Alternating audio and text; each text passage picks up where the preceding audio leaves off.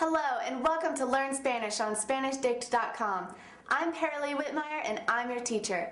Today you'll be learning about food vocabulary as well as definite and indefinite articles like el pollo, la fruta, unos huevos, unas papas, y mucho más.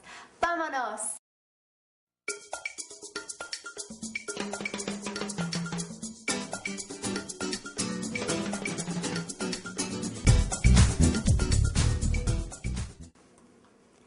Another great reason to learn a new language is so that you have an excuse to eat all the food in a native setting. Food really brings people together and gets them talking. So let's learn some food vocabulary, as well as how to say the, a, some, and a few. These words are really important, especially when it comes to ordering in a restaurant. As you have seen in the past few lessons, nouns can be masculine or feminine. Some nouns are easy, like men and boys are masculine, and women and girls are feminine. But what about an egg or a potato? How do you know if it's masculine or feminine? Do you remember how the adjectives that end in an O are masculine and adjectives that end in an A are feminine? The same rule applies to most nouns. Let's take a look. The word for egg is huevo, and it ends in an O, so that means that it's masculine. The word for potato is papa and ends in an A, so that means it's feminine. Now, nouns don't like to be alone in Spanish, so they usually carry around something that you call an article. So instead of huevo, you're going to have el huevo. El huevo can mean the egg or simply just egg. Huevo is also masculine and singular. That makes el the masculine and singular definite article. Now, papa is feminine and singular, so its definite article is different. Instead of el, you use la. La papa means the potato or simply just potato. Now, while el and la sound a lot different in Espanol, they mean the exact same thing in English, the. Let's practice a little bit. How would you say the egg in Espanol? Bien, el huevo. And how would you say egg? El huevo. The same thing. Muy bien. What if you had more than one potato or more than one egg? What would you do to make it plural? If it ends in a vowel, all you have to do is add an S to the end. So huevo becomes huevos. And papa becomes papas. Very good. And just like el and la are different because they have different genders, they're going to be different when they're plural as well. The plural form of el becomes los. So el huevo and los huevos. La papa becomes las papas. Now, keep in mind that if the noun is plural, the definite article also has to be plural. Just like if the noun is masculine, the definite article has to be masculine. Are you ready for some practice? How about el queso? El queso is the singular masculine form of cheese. El queso. First, let's take it in steps. How would you make queso plural? Add an S to the end. Quesos. And do you remember the plural masculine definite article? Los. So if el queso is the singular form, what's the plural form? Los quesos. Articles can also be really helpful if your noun doesn't end in an O or an A and you don't know what the gender is. You'll usually find the article with the noun. So when you have a word like el pastel, what gender do you think it is? Masculine. El is always masculine. Now, you can also tell the gender of a noun just by memorizing a few extra rules rather than just the O or A. Most nouns that end in an E are going to be masculine as well. A lot of nouns that end in a consonant are also going to be masculine. You can check out more gender rules at the Spanish reference, but we'll talk about that later. Now, let's try el pastel.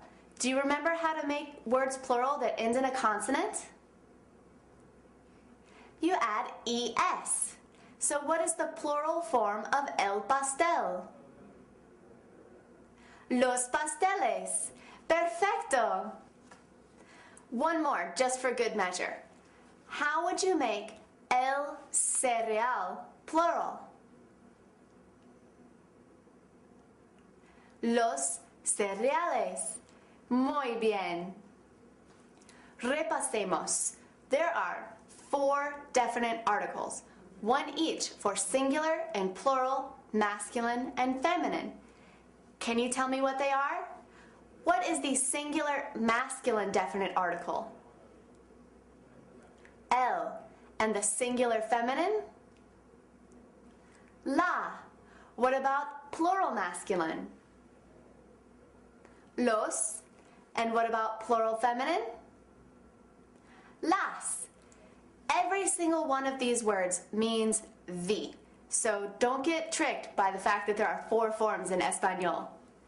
Okay, I think we've pretty much covered the definite articles. Let's take a peek at some indefinite articles. If you didn't want the potato or the egg, but instead you wanted a potato or an egg, you would use an indefinite article. There are 4 indefinite articles, just like there are 4 definite articles, one each for singular, plural, feminine, and masculine. Let's look at a few examples. Okay, here we have a fish. To say a fish, you would say un pescado. Pescado ends in an O, so what gender is it? Masculine. So un is the singular masculine indefinite article. Let's try a feminine one. Una ensalada. Ensalada is feminine, so its feminine indefinite article is going to be una. Un masculine, una feminine. Now, to make them plural, simply change un to unos, as well as make pescado plural. How would you make pescado plural? Add an S. Unos pescados. Some fish, or a few fish. How do you think we would change una ensalada to mean some salads or a few salads? Add an S to both words. Unas ensaladas. Muy bien. Okay, you have learned a lot in this lesson about definite and indefinite articles, but you'll probably use definite articles a little more often, so let's practice with those and get to the conversation.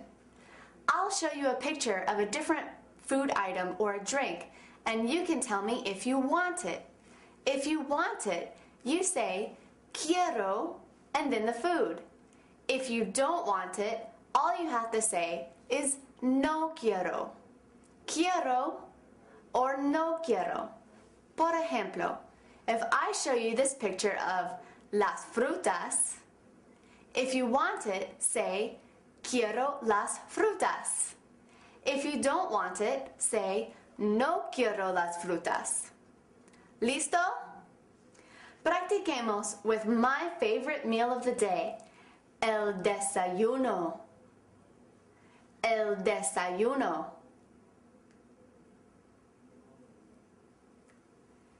El jugo de naranja. El jugo de naranja.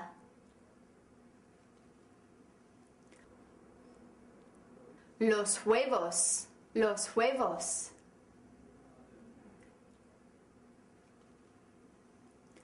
El cereal.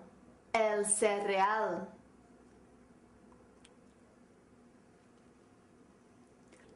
El té. El té. Ahora, el almuerzo. El almuerzo.